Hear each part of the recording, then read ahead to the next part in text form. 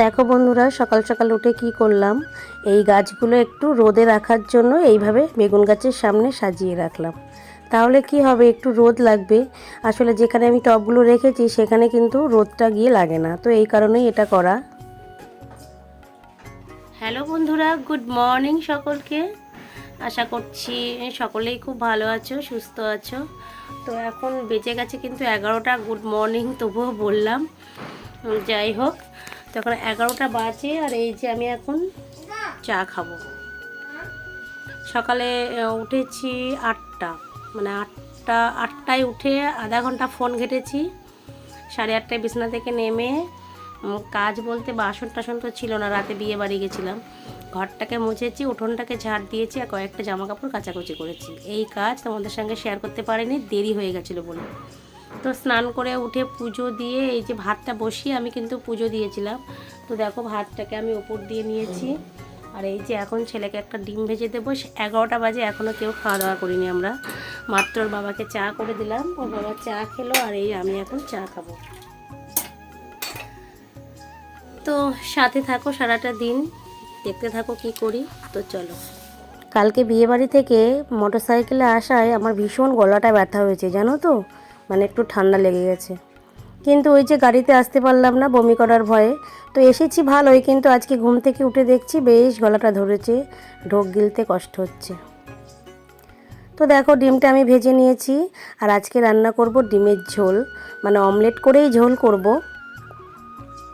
তো একবারে আমি কিন্তু দুটো করে ডিম দিয়ে ভাজা করে নিচ্ছি, দিয়ে পিস পিস করে কেটে নেব। আর এদিকে দেখো আলু কেটে রেখেছি।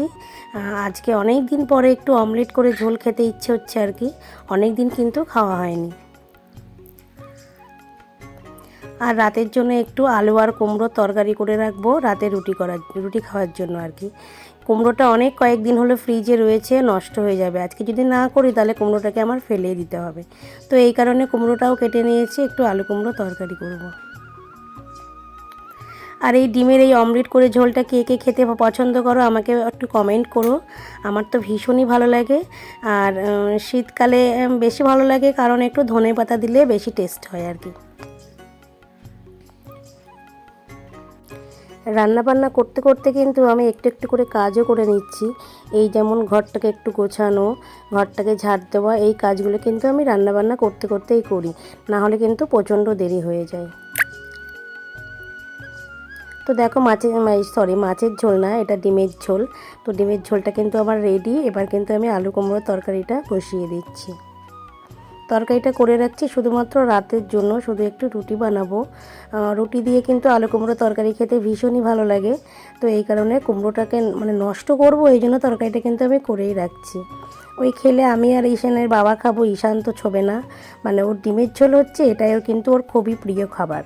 তো ডিম হলে কিন্তু ওর খাওয়ানো নিয়ে আমার কোনো ঝামেলা নেই, ও নিজে নিজেই খাবে, এইরকম একটা ব্যাপার। তো দেখো আলু কুমড়োর তরকারিটা বসিয়ে দিয়ে আমি কিন্তু আমার জামা কাপড়গুলো একটু ভাঁজ করে নেব। মানে এই যে কালকে বিয়ে বাড়ি যাওয়া হয়েছিল সেই সমস্ত জামা কাপড়, শাড়িগুলো একটু রোদে দিয়েছিলাম, সেইগুলোকেই গুছিয়ে ভাঁজ করে রাখছি। আর কয়েকটা জামা কাপড় একটু কেচে দিয়েছি, ওগুলো সকালে একেবারে সন্ধ্যাবেলায় সবটা গুছিয়ে তুলে রাখবো। একটা জায়গায় বেরোতে গেলে মানে এই সব সমস্যাগুলোই হয়। মানে শুধু যে চলে গেলাম সেটা নয়, যাওয়ার আগে সব বার করো ঠিক জায়গা থেকে, আবার এই যে কেচে কুচে যেগুলো কাচতে হবে সেগুলো কেচে কুচে আবার গুছিয়ে রাখো, অনেকটা হ্যাপা। আবার এই যে শাড়ি একটা পরার পরে আমি কিন্তু প্রত্যেকটা শাড়ি একটু রোদে দিয়ে তারপরে গুছিয়ে রাখি, কারণ তোলা শাড়িগুলো তার কাচা যাবে না। আর এই কারণে শাড়িগুলো একটু রোদ দিয়েই তুলে রাখি। হয়তো সবাই তাই করে, মানে এটা আমি আমার মা কাকিমা জেঠিমাদেরও দেখেছি, সেই অভ্যাসটাই হয়তো আমি করি, এরকমটা হয়তো অনেকেই করে। আর যে জামা কাপড়গুলো কাচতে হবে সেইগুলো ওই দেখো নিচেই ফেলেছি, এগুলো কিন্তু আমি কালকে কাচবো। তো ঘরটাকে গুছিয়ে নেওয়ার পরে দেখো তরকারিটা কিন্তু আমার হয়ে গেছে। এই জলটাকে একটু শুকিয়ে নেব, মানে যেহেতু রুটি দিয়ে খাবো একটু শুকনো শুকনো করব। ততক্ষণ হতে থাকুক, ততক্ষণ আমি কিন্তু ঘরটাকে একটু ঝাড় দিয়ে নিই।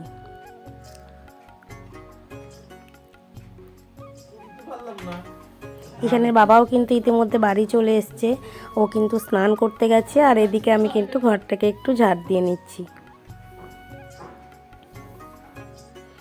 তো তারপরে দেখো রান্না হয়ে গেলে গ্যাসটাকে মুছে নিচ্ছি।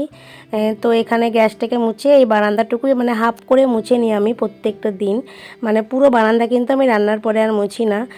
আগে তো আমার সমস্তটা মোছা হয় সকালবেলা, আর এই রান্নার পরে এইটুকুনি এই যে ওভেনটা দিয়ে আর এই জায়গাটাকে দিয়ে আমি মুছে নিই। একটা রান্নাঘর না করলে আর শান্তি পাচ্ছি না, জানো তো। এই যে একই ঘর, এক দৌড়, এক বারান্দায় এই রান্না করার কিন্তু খুবই অসুবিধা হয়। একটা রান্নাঘর করতে পারলে হবে একটু শান্তি। তো তারপরে দেখো আমি কিন্তু বাসনগুলো মেজে নিচ্ছি, আর আমার ছেলে কিন্তু আমাকে ক্যামেরাটা ধরে দিয়েছে, মানে ফোন দেখছিল। তো ফোন দেখতে দেখতে আমি বললাম আমাকে একটু ভিডিও করে দে, তো ওই যে ওইভাবে ভিডিওটা করে দিয়ে গেল। তো তারপরে দেখো চলে আসলাম তোমাদের সামনে সন্ধ্যাবেলায়। এখন তো বিকাল হতে হতেই সন্ধ্যা হতে খুব একটা সময় লাগে না, হট করেই সন্ধ্যা হয়ে যায়। তো সন্ধ্যাবেলায় এসে দেখো আলমারিটাকে একটু গুছিয়ে নিচ্ছি। আমার আলমারিটা দেখে তোমরা বুঝতেই পারছো যে আমি কখনোই হয়তো গোছাই না, কিন্তু না বন্ধুরা, মাঝে মাঝেই সময় পেলে আমি গুছিয়ে নিই। তারপরে কিন্তু ওই যে একটা একটা করে বার করতে করতে আবার এমন অগোছালো হয়ে যায়, আবার আলমারির জামাকাপড়গুলো নামিয়ে কিন্তু আমি গুছিয়ে নিই। আলমারিতে খুব একটা ব্যবহার হয় না, কারণ আমার শোকেসটাই বেশি ব্যবহার হয়। এখানে কিন্তু আমি একটু তোলা জিনিসগুলোই বেশি রাখি, যেগুলো আমাকে কম বার করতে হয়। তো কাকিমা সোফায় বসে আছে, কাকিমার সাথে গল্প করছি আর এই যে আলমারিটাকে গুছিয়ে নিচ্ছি। তো কাকিমাকে আমি কয়েকটা শাড়ি বার করে করে দেখাচ্ছি যে এই শাড়িটা এই সময় কিনেছি, শাড়িগুলো পরাই হয় না, বা এখন এই শাড়িগুলো আর চলে না। তো এইরকম দিন দিন যত যত সামনের দিকে যাব তত নতুন কিছু উঠবে, আর এই যে পুরনো শাড়িগুলো কিন্তু আলমারিতে এইভাবেই জমা পড়ে যাবে। নতুন একটা শাড়ি কিনলে সেটা পরার প্রতি আগ্রহটা কিন্তু সবসময় বেশি হয়, আর পুরনো ডিজাইন হয়ে যায়, পুরনো শাড়ি হয়ে যায়, সেগুলো কিন্তু আর পরা হয় না। অথচ আলমারি খুললে মনে হবে আমার শাড়িই নেই। এরকমটা হয়তো প্রত্যেকটা মেয়েরই হয়। তো তারপরে দেখো আমি রুটি বানাতে চলে এসেছি, রাতে কিন্তু করব শুধু রুটি। আর এখন ঈশানকেও রুটি খাওয়াচ্ছি, শীত পড়েছে তো, শীতকালে রুটিটা ও খায়। খুব একটা পছন্দ করে না, ওই যে আমি জোর করেই খাওয়াই, ও একটু ভাত ভাত খেতে বেশি ভালোবাসে আর কি।